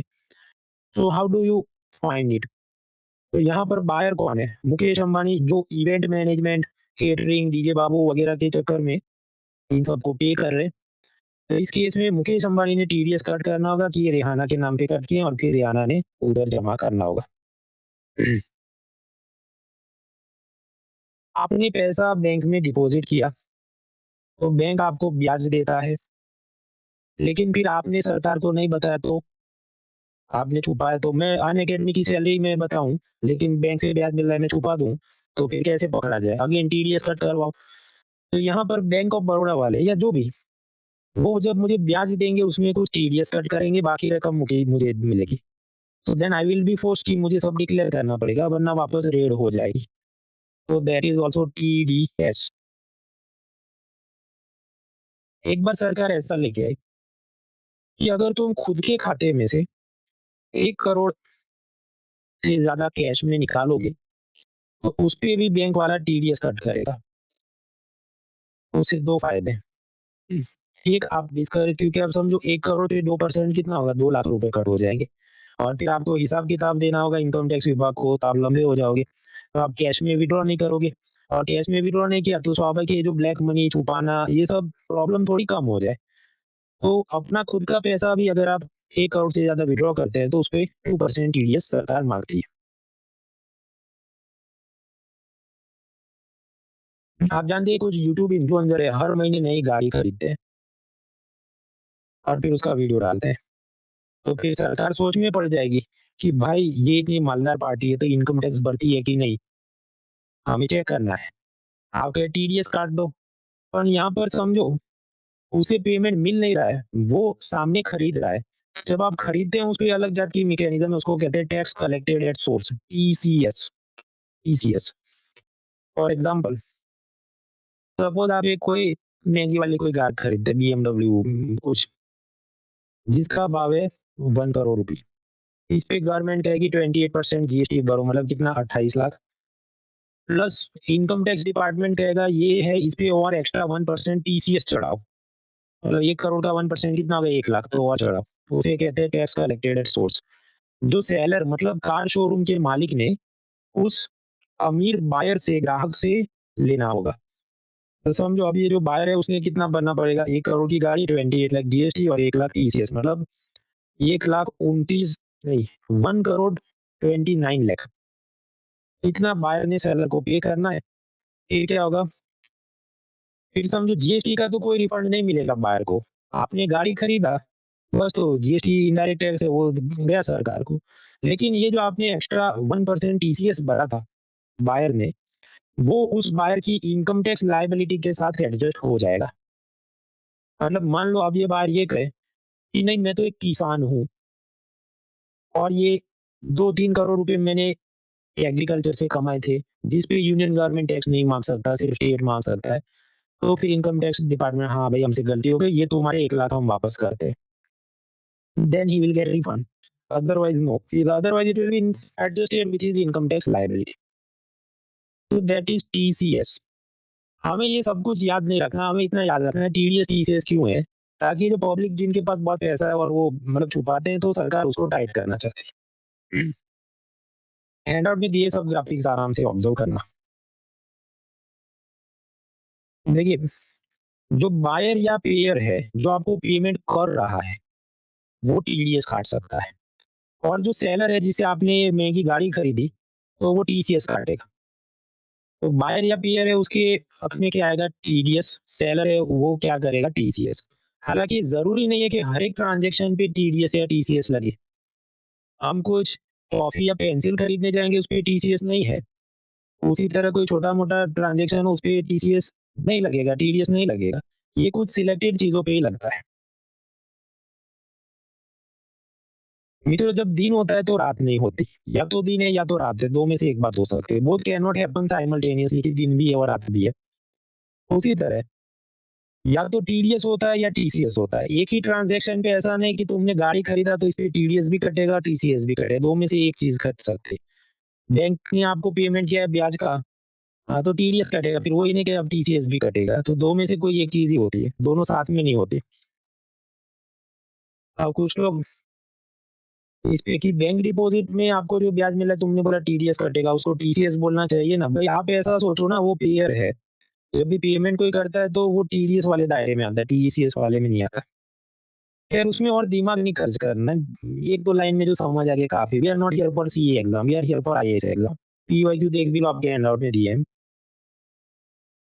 ये जो नया बजट आया उसमें ये टीडीएस टीसीएस में थोड़ा रेशनलाइजेशन किया, मतलब थोड़ा छूट दिया गया। अब एग्जैक्टली वो क्या है वो हम पढ़ने नहीं बैठेंगे, क्योंकि ऐसा कोई पीवाईक्यू उन्होंने आजीवन पूछा नहीं यूपीएससी वालों ने, तो हम दिमाग खर्च नहीं करेंगे। बस अब खेल खत्म, मतलब फर्स्ट हैंड आउट है उसका खेल खत्म। अभी हम जाएंगे सेकंड हैंड आउट में, which is second hand out is this indirect taxes and GST. देखिए, पहला हैंड आउट हमारा खत्म हो गया, बजट का इंट्रोडक्शन और डायरेक्ट टैक्सेस। अब दूसरे हैंड आउट में जाएंगे, इनडायरेक्ट टैक्सेस एंड जीएसटी। तो next hand out is already also uploaded. दूसरा हैंड आउट मैंने अपलोड कर दिया है, आपको कहाँ से मिलेगा, मोबाइल ऐप से देख रहे हैं, अनअकैडमी, तो सर्च करो मोनाल पटेल, कोर्सेज लेटेस्ट PCB 13, और उसमें बेल आइकन दबाओ तो पीडीएफ सब दिखते हैं। और unacademy.com/monal.org पे जाओ लैपटॉप से, तो courses latest PCB 13 update, bell icon दबाओ, राइट हैंड से साइड बार खुलती है, उधर से भी माल डाउनलोड कर सकते हैं। तो next topic is indirect taxes. एक दो चीज पढ़ते हैं फिर ब्रेक लेते हैं। देखिए, इनडायरेक्ट टैक्सेस कितने हैं? इम्पोर्ट एक्सपोर्ट आप करते हैं, उसपे एक टैक्स लगता है कस्टम्स ड्यूटी, सीमा शुल्क। 5 हाइड्रोकार्बन प्रोडक्ट मतलब petrol, diesel, aviation, turbine fuel वगैरह, तो उसके ऊपर लगता है एक्साइज ड्यूटी। बाकी जितनी चीज़ें ये बिस्किट है, मोबाइल है, कैमरा है, गाड़ियाँ हैं, उसपे लगता है जीएसटी। टोबैको प्रोडक्ट्स हैं, उसपे 2 टैक्स लगते हैं। एक तो जीएसटी लगता है, ऊपर से एक और लगता है NCCD, national calamity contingent duty, वो डिज़ास्टर मैनेजमेंट के लिए पैसा यूज़ होता है। तो मेन ये वाले आपको स्टेट गवर्नमेंट के अपने टैक्स है वगैरह 2 दिन वही सब पढ़ना है। But this is minimum you have to remember. Import export पे कस्टम ड्यूटी, पेट्रोल डीजल वगैरह पे एक्साइज, बाकी चीज़ों पे जीएसटी, टोबैको पे जीएसटी भी है और एक डिज़ास्टर मैनेजमेंट का भी टैक्स है। अब इसके बाद जो समझना है वो ऐसा है कि इट रिक्वायर्स मतलब अनडिवाइडेड अटेंशन। तो एक छोटा-सा ब्रेक लेने के बाद वो करते हैं, तब तक आप एक और पीवाईक्यू ट्राई करें। इधर के ये कि राज्यसभा मनी बिल का क्या कर सकते हैं? Break for 5 minutes.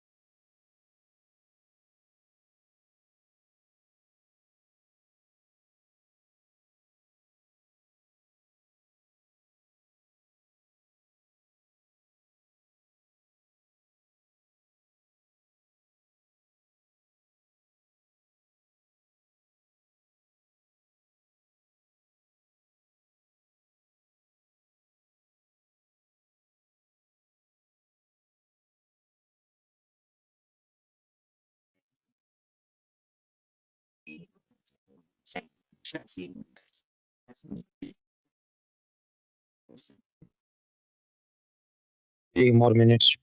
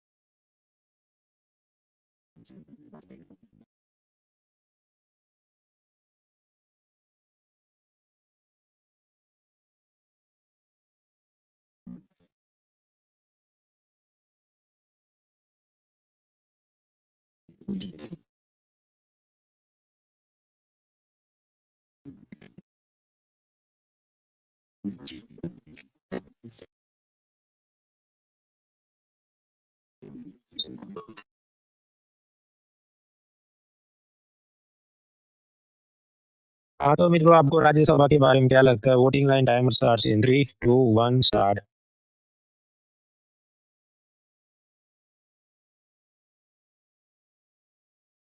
सार्थक, अभिषेक, तनु, अलका, नजीर, संभवी, जहीरा, हरदीप सिंह, दिव्यकांत, अभिनव, सुशांत, रेवती, ज्योति, शैलवी, महाश्वेता, प्रदीप, प्रतीक्षा, शुभम, मधु, शिवांगी, गोपाल, तनिष्क, गौरव, सचिन, अनिकेत, एस कुमार, ऋषि, मेघा, अंकुर, गार्विक, धीरज, मायूष, मधुकर, सृष्टि, आतिश, मुक्ता, ये सब लोग। फिर Abhishek, Chhavi, Saraswati, Arjun, Rafi, Alfred, Jaya, Saumya, Shiva, Ashish and others correct answer. देखिए, तीसरा स्टेटमेंट क्या बोला है कि राज्यसभा चर्चा ही नहीं कर सकता, तो भाई चर्चा करने की तो कोई मनाही है नहीं, there is no prohibition on discussion. तो थर्ड इज रॉन्ग।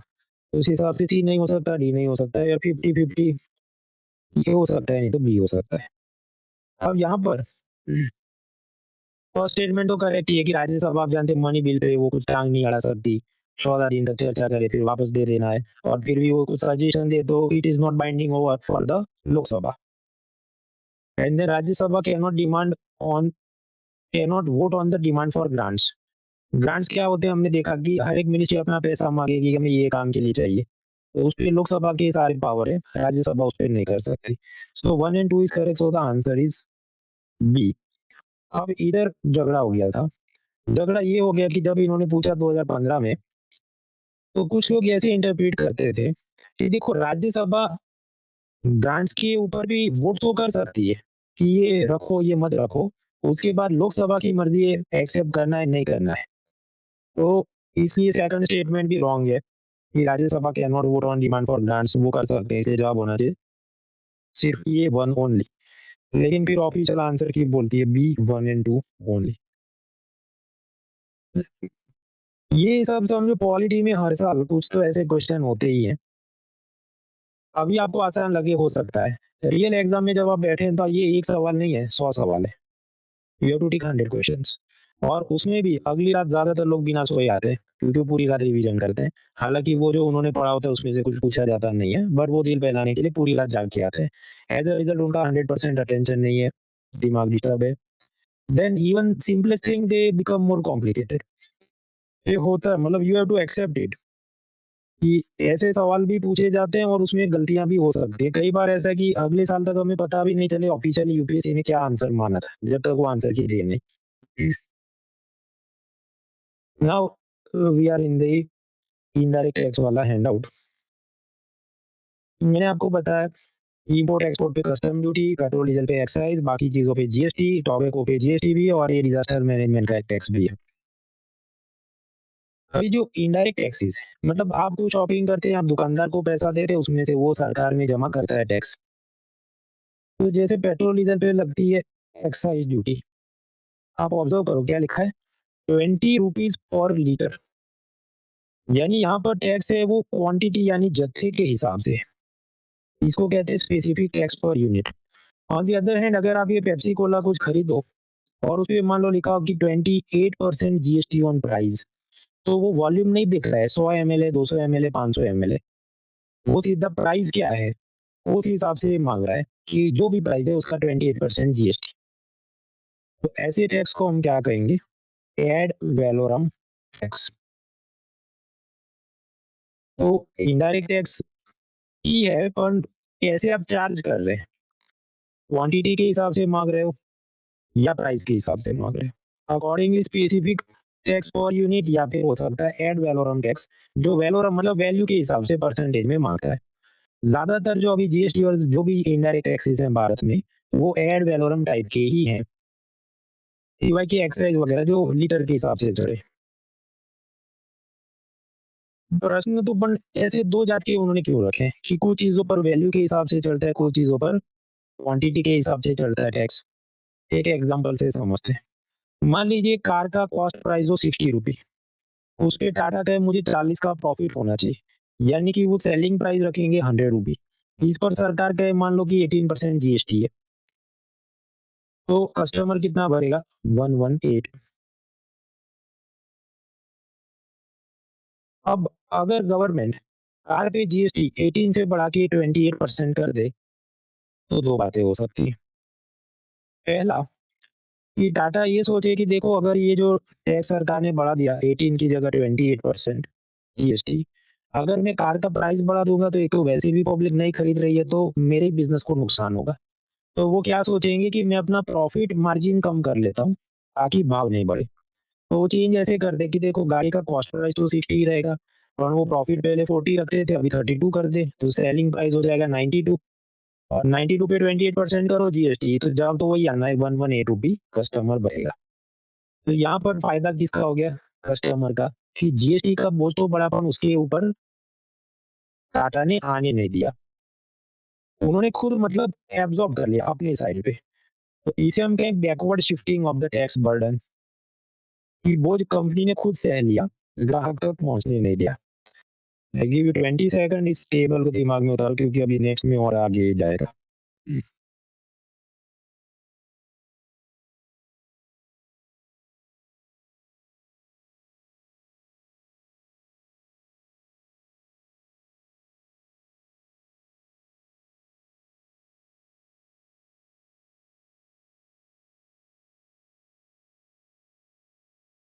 लेकिन मान लीजिए टाटा ये सोचे कि नहीं, मुझे अपना प्रॉफिट मार्जिन तो कम नहीं करना है, सरकार जितना भी इनडायरेक्ट टैक्स बढ़ाएगी मैं तो कस्टमर के ऊपर भाव बढ़ा दूंगा। तो अगर वो ऐसा करें तो सिचुएशन क्या हो सकती है? 60 रुपी कार का कॉस्ट प्राइस, और वो कहे नहीं प्रॉफिट तो मुझे इतना ही चाहिए 40, तो सेलिंग प्राइस हो गया 100, और सरकार ने जीएसटी 18 से बढ़ा के 28 किया, तो 100 के ऊपर 28%, तो अब कितना हो गया? 128 रुपीज। तो यहाँ पर उन्होंने क्या किया, जो सरकार ने टैक्स का बोझ बढ़ाया, तो कंपनी ने वो सारा बर्डन ग्राहक पे शिफ्ट कर दिया। इसको हम कहते हैं forward shifting of the tax burden. Again I give you 20 second, दिमाग में उतारो।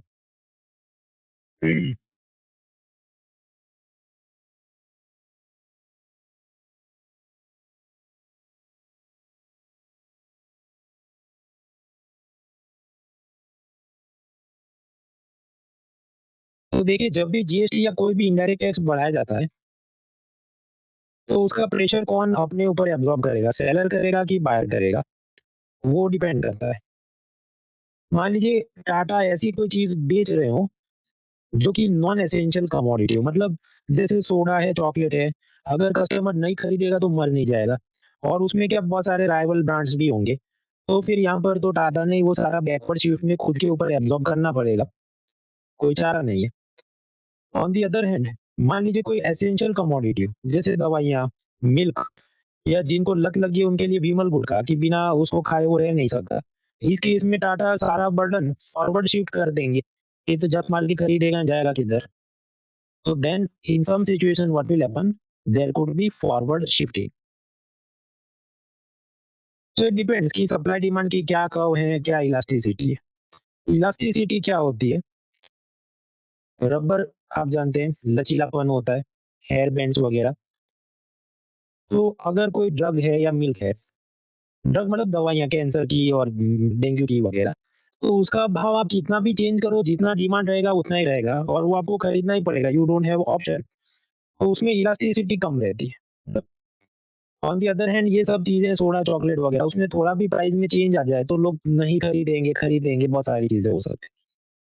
वो क्या ग्राफ है, वो सब माइक्रो इकोनॉमिक्स का मुद्दा है। तो मैंने आपको बताया था वो मैं हर साल नहीं पढ़ाता, रिकॉर्डेड सेशंस हैं मेरी प्रोफाइल पे, आप देखना, अभी नहीं देखना है, एग्ज़ाम के 15 दिन पहले देखना है, क्योंकि अभी देखोगे तो भूल जाओगे। अब यहाँ पर ये जो हमारा ओरिजिनल टॉपिक क्या था कि एक्साइज़ ड्यूटी ऐसा है क्वांटिटी के हिसाब से लगता है ₹20 पर लीटर, जबकि जीएसटी ऐसा है प्राइस के हिसाब से लगता है कि 28% on the price of the soda bottle. तो प्रश्न है ये 2 जगह पर ऐसा रखा है, इसके पीछे क्या फ़ायदे नुकसान है? तो ये जो एक्साइज़ ड्यूटी है ₹20 पर लीटर या हम कहें स्पेसिफिक टैक्स पर यूनिट, तो जब भी ऐसा स्पेसिफिक टैक्स यूनिट अगर बढ़ाया जाएगा, व्हेन इट इज़ इंक्रीज़ की 20 की जगह 30 कर दे गवर्नमेंट, तो जो भी रिलायंस या अदानी पेट्रोल पंप है, वो बैकवर्ड शिफ्ट नहीं करेगा, अपने ऊपर एब्ज़ॉर्ब नहीं करेगा, वो ग्राहक पे ही डाल देगा, फॉरवर्ड शिफ्टिंग कर देगा। So forward shifting is more likely to happen in this specific tax per unit. वो कैसे, वो माइक्रो इकोनॉमिक्स के ग्राफ से समझना पड़े, पर वो अपने लिए काम का नहीं, तो बस कबूल करो कि ऐसा होगा। तो देखिए ये जो स्पेसिफिक टैक्स पर यूनिट है, जैसे ₹20 एक्साइज़ पर लीटर ऑफ पेट्रोल, इसमें क्या फ़ायदा है कि तुरंत ही इसके चलते फॉरवर्ड शिफ्ट होगा वो टैक्स। नीचे कस्टमर पे बोझ बढ़ जाएगा कि 50 का पेट्रोल 100 का हो जाएगा। It will raise the product price. इससे होगा क्या, आप हार्मफुल कंज़म्पशन को रोक सकते हैं। कि पेट्रोल इतना महँगा होने लगे कि आप सोचिए फिर भाई मैं मेट्रो या बस में ही चला जाता हूँ। या फिर ऑप्शन बी कि कंपनी पैकेट के अंदर, मान लो सिगरेट के ऊपर भी ऐसा ही टैक्स लगता है कि यूनिट के हिसाब से वो काउंट करे। तो फिर कंपनी क्या करेगी कि पैकेट में कम सिगरेट रखेगी। तो जो भी वो अल्टीमेटली जो एडिक्ट है, वो थोड़ा सोचे कि अब इसे मुझे कम करना पड़ेगा, क्योंकि मेरे पे बहुत टैक्स का बर्डन आ गया है।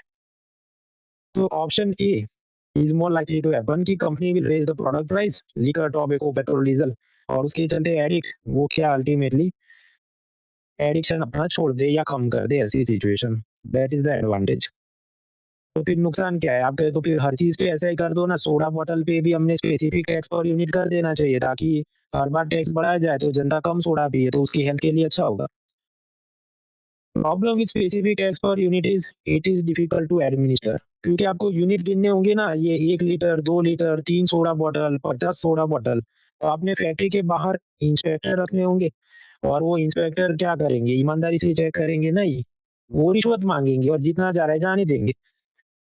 फिर वो मुकदमेबाज़ी, लिटिगेशन में पड़ेंगे, ये नहीं है, वो है करके मुझे रिश्वत दो।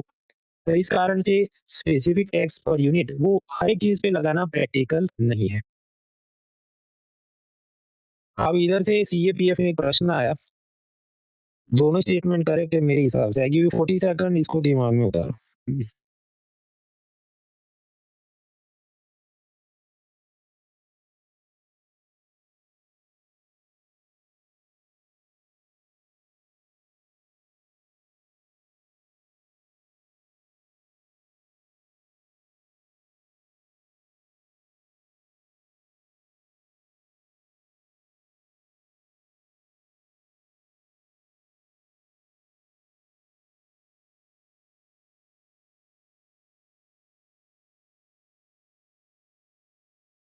कुछ लोग इसको अलग तरीके से इंटरप्रेट कर सकते हैं, पर वो तो फिर ऑफिशियल आंसर की देखनी पड़े। क्योंकि ये भी समझो स्टेटमेंट वर्ड बाय वर्ड तो दिए नहीं है, ये आपका इंटरप्रिटेशन या अंडरस्टैंडिंग माँग रहा है। मतलब किताबों में वर्ड बाय वर्ड ये है नहीं। एनीवेज़ नेक्स्ट टॉपिक इज़ ये जो इनडायरेक्ट टैक्सेस हैं, उसके क्या फ़ायदे नुकसान हैं। एक्सटर्नैलिटी हमने 2-3 दिन पहले देखा था कि कोई भी एक्टिविटी से जो पॉज़िटिव या नेगेटिव असर तीसरी अनरिलेटेड पार्टी को हो। सपोज़ एक सीमेंट फैक्ट्री है तो मालिक मौज में, मज़दूर भी मौज में कि मुझे रोज़गार मिल गया, आई गॉट सम जॉब। लेकिन आजू-बाजू रहने वाले जो प्लांट, एनिमल, फ्लोरा, फौना है, वो सबका तो हार्ट इमोजी नहीं है, वो तो सैड इमोजी है कि हमारी हेल्थ खराब हो रही है, रेस्पिरेटरी डिज़ीज़, श्वसन तंत्र की समस्या हो रही है। तो ये सब क्या है, नेगेटिव एक्सटर्नैलिटी। तो ऐसी जो भी चीज़ें हैं जो नेगेटिव एक्सटर्नैलिटी क्रिएट करें, चाहे पॉल्यूटिंग इंडस्ट्री, सिगरेट, अल्कोहल, क्योंकि सिगरेट में पैसिव स्मोकिंग है, अल्कोहल से सोशल डिसहार्मनी और क्राइम हो सकते हैं। तो इन सब चीज़ों पे ज़्यादा टैक्स होना चाहिए। ऐसा ब्रिटिश या English economist Arthur C Pigou ने कहा। इसलिए इन सब चीज़ों पे ज़्यादा टैक्स लगाया जाता है, जो भी एक्साइज़ या जीएसटी लगाया जाता हो, इसको कहते हैं पिगुवियन टैक्सेस। तो पिगुवियन टैक्स मतलब वो तीसरा टैक्स नहीं है, वो बेसिकली ऐसा बोल रहा है कि जो समाज के लिए एनवायरनमेंट के लिए, किसी के लिए खराब है, उस पे ज़्यादा टैक्स आप लगाओ। And that is possible in GST and other taxes. समझो इनकम टैक्स में आप डिफरेंशिएट नहीं कर सकते। मैं सिगरेट बेच के उम, पैसा कमाऊँ या अल्कोहल बेच के, इनकम टैक्स ऐसी चीज़ है, वो तो आपकी टैक्सेबल इनकम पे लगता है। इट डज़न्ट डिफरेंशिएट कि तुम धर्मात्मा वाला काम कर रहे हो या खराब वाला काम कर रहे हो। But in GST and other indirect taxes it is possible कि इन पे आप ज़्यादा टैक्स लगाओ, सपोज़ 28%। सामने दवाइयाँ हो, उस पे मान लो लगा दो कम 5%। हमने पिछली बार देखा था कि direct taxes have narrow base. वैसा कि पूरे भारत के जो भी 150 करोड़ लोग हो मान लो, उसका हम एक इनकम पिरामिड बनाएँ कि रिच मुकेश अंबानी वगैरह हैं, तो 12 लाख से नीचे वालों को तो इनकम टैक्स भरना नहीं है। तो ये सब लोग बच गए, यानी कि डायरेक्ट टैक्स का बेस नैरो है। ये नीचे 12 सेंटीमीटर तक नहीं, इधर 5 सेंटीमीटर तक ही वो तो जा रहा है। जबकि ये जो इनडायरेक्ट टैक्सेस है जैसे जीएसटी, जो ये बिस्किट, चॉकलेट हर चीज़ पे लगता है। तो मुकेश अंबानी को भी भरना पड़े, गरीब को भी भरना पड़े। तो इसलिए इनडायरेक्ट टैक्सेस है वो वाइडर बेस, क्योंकि वो सबको ऊपर से नीचे कवर करता है। तो मेरिट्स या फ़ायदे क्या हैं इनडायरेक्ट टैक्स जैसे जीएसटी के? एक तो पिगुवियन हो कर सकते हैं हम, कि हार्मफुल चीज़ों पर ज़्यादा टैक्स लगा दो। यहाँ पर सरकार का टैक्स कलेक्शन का खर्चा बहुत कम रहता है, क्योंकि समझो इनकम टैक्स लेना है तो बहुत सारे इनकम टैक्स ऑफिसर को रिक्रूट करना पड़े। और जो जीएसटी लेना है, तो उसके लिए तो ट्रेडर को ही बोल देंगे ना कि जो भी आदमी आपसे विमल खरीदता है, तो उसे प्राइस प्लस जीएसटी लेना है और फिर वो सरकार में जमा करना है। तो जितने ट्रेडर या व्यापारी हैं, वो सभी यहाँ तो टैक्स कलेक्टर हैं, और वो भी ऑनररी टैक्स कलेक्टर हैं। ऑनररी मतलब सम्मानजनक ऐसा नहीं, ऑनररी मतलब बिना पैसे लिए जो काम करे, बिना सैलरी लिए जो काम करे। तो वो सब क्या honorary tax collectors called merchants. And as a result it is wider base, कि वहाँ गरीब से गरीब से भी आप ले सकते हैं, क्योंकि बहुत सारे लोग सरकार के वास्ते वो जीएसटी कलेक्ट कर रहे हैं। Now demerits, sad emoji. GST और बाकी इनडायरेक्ट टैक्स के नुकसान क्या है? रिग्रेसिव इन नेचर, गरीब पे ज़्यादा बोझ लगता है, अमीर पे कम लगता है। वो कैसे, वो लास्ट वीक हम समझ चुके हैं। दूसरा, इनडायरेक्ट टैक्स में कितना कलेक्शन आएगा वो प्रिडिक्ट करना थोड़ा मुश्किल रहता है। सपोज़ सरकार ने टाइगर बिस्किट बिस्किट पे रखा हो 12% जीएसटी, फिर सरकार क्या इसको बढ़ा के 18% करता है। तो क्या गवर्नमेंट की इनकम बढ़ जाएगी? बोलना मुश्किल है, क्योंकि बहुत सारे लोग सोचते हैं अब हमें टाइगर बिस्किट नहीं खाना, हम कुछ और खाएँगे। तो government remains uncertain about the actual collection, कि कितना आएगा वो प्रेडिक्ट करना मुश्किल रहता है। On the other hand income tax वगैरह में तो फिक्स है ना, सरकार को पता है तुम इस कंपनी में काम करते हो, तुम्हें इतनी सैलरी मिलती है। आगे सरकार को कैसे पता भाई आपका टीडीएस कट रहा है ना सैलरी वगैरह में से, तो उनको हर साल वो प्रेडिक्ट कर सकते हैं कि अच्छा ये आदमी इतने साल से नौकरी कर रहा है, हर साल उसका ये सैलरी 5-10% बढ़ता होगा, इस हिसाब से हमारा इनकम टैक्स इतना बढ़ेगा। तो it is more certain income tax में कितना पैसा आएगा, सरकार ज़्यादा विश्वास के साथ बोल सकती है। जीएसटी वगैरह में कितना आएगा वो प्रेडिक्ट करना मुश्किल रहता है। फॉर एग्ज़ाम्पल पिछले साल स्लो डाउन चल रहा है, तो कार का सेल उम्मीद के मुताबिक नहीं हुआ अक्टूबर, नवंबर, दिसंबर सीज़न में, तो जीएसटी उम्मीद से कम आया था। इनडायरेक्ट टैक्सेस जैसे जीएसटी की एक और तकलीफ है, they are hidden in the price. मतलब आपने फ्रूटी पिया, पार्ले जी खाया, उसके अंदर ही जीएसटी है। आपने भरा है और उससे सरकार ये सब योजना चला रही है। फिर भी सड़क पे गड्ढे क्यों हैं? फिर भी आपको हॉस्पिटल में बेड क्यों नहीं मिलता? Do you ask that question after eating Britannia biscuit और पार्ले जी बिस्किट? नो, क्योंकि वो चुभता नहीं है ना, आप 10-20 रुपए ही दे रहे हैं, तो आपको चुभ नहीं रहा है। इनकम टैक्स ऐसे डायरेक्ट टैक्स है, इनकम टैक्स वगैरह, वो सीधा चुभता है कि मैं 16 लाख रुपए कमा रहा हूँ, 1,20,000 इतनी मोटी रकम मैंने सरकार में जमा की, सरकार क्यों काम नहीं कर रही है? तो direct taxes like income tax, वो नागरिक चेतना को ज़्यादा जगाते हैं। जीएसटी जैसे indirect taxes, they promote less civic consciousness, क्योंकि सीधी चुभन आपको महसूस नहीं होती, तो नागरिक चेतना कम जगती है। ये जो इनडायरेक्ट टैक्सेस होते हैं जैसे सेल टैक्स वगैरह, उसमें करप्शन और इवेजन का बहुत स्कोप रहता है। उसका कारण कि उसमें कास्केडिंग इफेक्ट का भय रहता है। वो क्या है, वो खुद में ही 20-30 मिनट का मुद्दा है, तो वो आज नहीं पढ़ेंगे, कल हम जीएसटी सुकून से पढ़ना चालू करेंगे, देन वी विल अंडरस्टैंड कि कास्केडिंग इफेक्ट क्या होता है और उसके चलते कैसे करप्शन, टैक्स इवेजन की समस्याएँ आती हैं। तो हमने आज देखा specific versus ad valorem taxes, Pigouvian tax, merit and demerit of indirect taxes. अब आगे जो समझना है वो आज नहीं समझेंगे, कल समझेंगे कस्टम ड्यूटी, क्योंकि उसमें भी समझो सेस सरचार्ज और आगे पीछे बहुत सारी कहानियाँ हैं और जीएसटी। तो सैटरडे, संडे हम लोग ये सब पढ़ेंगे। आपके तो पढ़ने इसमें से कितने सवाल आएँगे? 1 सवाल आएगा। मैक्सिमम मतलब 0 भी आ सकता है, तब भी इतना क्यों पढ़ा रहे हो? अगेन भाई I have taken fees so I have to teach. ये जीएसटी वाला हैंडआउट 40 पेज का है। ऐसा क्यों? फिर यूपीएससी में सिलेक्शन नहीं हो, तो स्टेट लेवल पे commercial tax inspector, assistant commissioner of state taxes, accounts officer, ये सब अलग-अलग भर्ती होती है। अब हालाँकि अकाउंट ऑफिसर होगा तो सिर्फ बीकॉम वाले दे सकते हैं, लेकिन ये कमर्शियल टैक्स इंस्पेक्टर वगैरह की भर्ती है वो सब लोग दे सकते हैं। अभी बीच में कुछ आई थी गुजरात में 300 या 200 कुछ कमर्शियल टैक्स इंस्पेक्टर, और उसमें भी गुजरात के अंदर एक और आनंद क्या है कि देयर इज़ 33% वीमेन रिजर्वेशन, तो समझो इसमें से 100 जॉब महिलाओं की होगी। और आप पेपर देखो तो एकदम ये जो भी जीएसटी वगैरह पूछे, जितना हमने पढ़ा उसमें से आसानी से सॉल्व हो जाए। ऑफ कोर्स उसके बियॉन्ड भी रटना पड़े, ये गुजरात के अंदर ये कौन कवि थे कि इन्होंने ये इतिहास लिखा, कौन-सा पर्वतमाला किधर है। But many such plan B jobs, मतलब समझो हर एक स्टेट के अंदर कमर्शियल टैक्स इंस्पेक्टर और उसके ऊपर जो होते हैं असिस्टेंट कमिश्नर्स वगैरह की स्कोप रहती है। But they tend to be more factual exams, तो जीएसटी और उसके आगे पीछे का ज़्यादा फैक्ट्स हमको करने पड़े, इसलिए वो मैंने दिया है। पूरा सब याद रखना है, पढ़ना ऐसा नहीं है, जो क्लास में पढ़े बस उतना ही याद रखना है for GST. But for your plan B मैंने वो कॉम्प्रिहेंसिव हैंडआउट बना के दिया, क्योंकि वरना क्या होता है वो स्टेट सर्विस एग्जाम देने उसमें कभी कोई ढंग का मटेरियल आपको मिलेगा नहीं।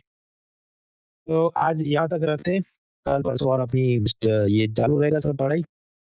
आप ये सारे बैकलॉग कंप्लीट करें। See you tomorrow night, let's like it.